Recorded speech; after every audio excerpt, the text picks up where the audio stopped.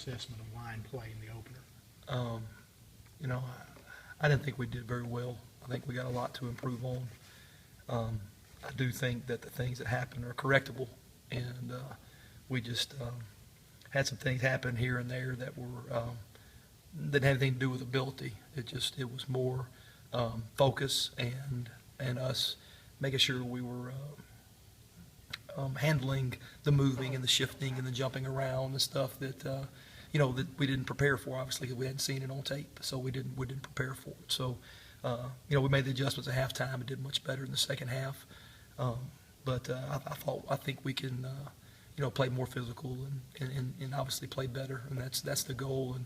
And you got to go out there and go to work and get your mistakes corrected. And kind of had a sick feeling, even though you won a little bit, at least at my position. So you want to try to get that corrected going into game 2. How frustrating was that, though? Just time after time. It was very frustrating because you just they're not wanting to do it, and and so you just gotta you're trying to get them to keep their poise and not be antsy, and them wanting to come off the ball and be aggressive, and you're always on them about that, and but you do got to have poise poise for the noise.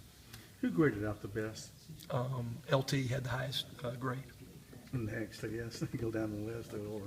Who's the next best? I don't remember offhand. Everybody else was in there, but Laramie did have the highest grade. Is there Justin, anything Robert was doing well? Because he played a lot in the fourth quarter. He did. He played a lot of tackle and was doing well, and so I kind of kept him in there. He knows the system really well, and I thought with all the movement, he would have a better chance to be successful. With the things you guys are needing to correct, is this a difficult time to play a 3-4?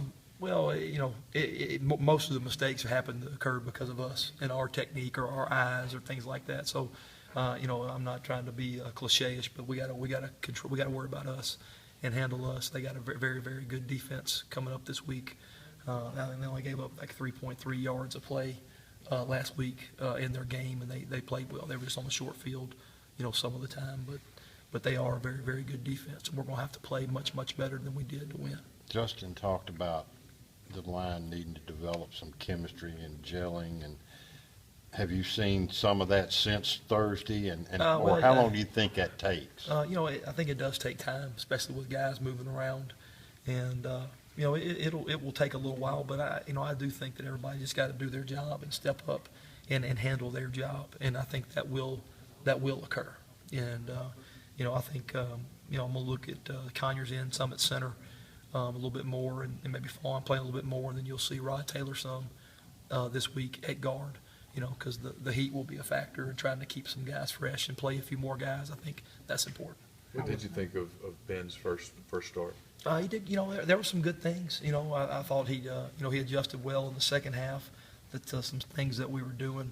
I think, obviously in your first game, as a full-time guy, there's going to be some mistakes and some things that you got to get corrected, but.